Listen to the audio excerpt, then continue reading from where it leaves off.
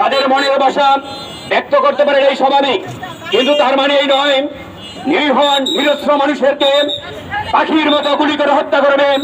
এটা এদেশের সাধারণ মানুষ মেনে নিতে পারে না। কিনা ভাইরা আমার, এই জন্য আমাদের শেখ, আমাদের বীর সাহেব চরমরাই, আমাদের আমির আমাদেরকে কর্মসূচি ঘোষণা করেছেন।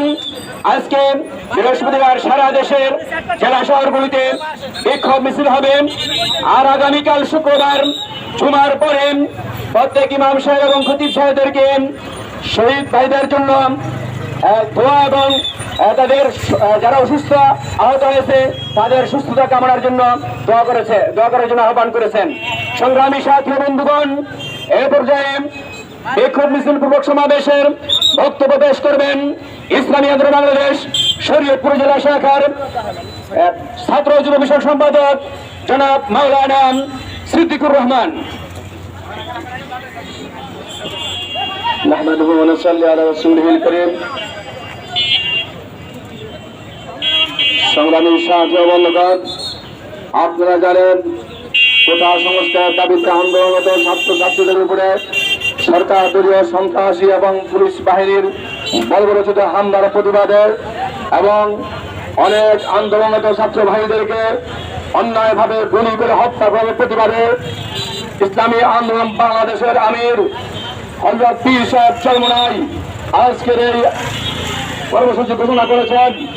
আমরা দীপ্ত গান্ধী বলতে চাই, ছাত্ররা তাদের ন্যায্য অধিকার আদায়ের জন্য যে আন্দোলন করতেছিল, এটা তাদের ন্যায্য অধিকার, নৈতিক অধিকার, এটা তাদের মানবিক অধিকার। দীর্ঘদিন ধরে যে অন্যায়ভাবে এই কোটার নামে তারা অন্যায়ভাবে মানুষদেরকে, সাধারণ ছাত্রদেরকে শোষণ করছে। সাধারণ ছাত্ররা সেই কোটার বাতিলের দাবিতে তারা আন্দোলন করছিল।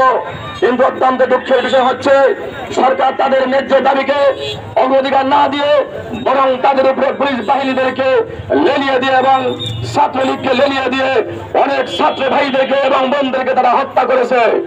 আমরা তীব্র নিন্দা এবং প্রতিবাদ জানাচ্ছি এবং আমরা অনতিবিলম্বে সরকারের কাছে দাবি জানাচ্ছি, তাদেরকে যারা অন্যায়ভাবে হত্যা করেছে অবশ্যই এই সব পুলিশদেরকে আইনের আওতায় এনে ফাঁসির কাজটা ঝুলাতে হবে।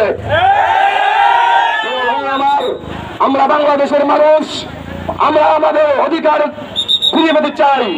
সুতরাং ছাত্র ভাইদের উপরে যদি আর অন্যায়ভাবে অত্যাচার করা হয়, তাদের উপরে যদি গুলি চালানো হয়, সাধারণ জনগণ ঐক্যবদ্ধ হয়ে এর প্রতিবাদ করবে ইনশাআল্লাহ।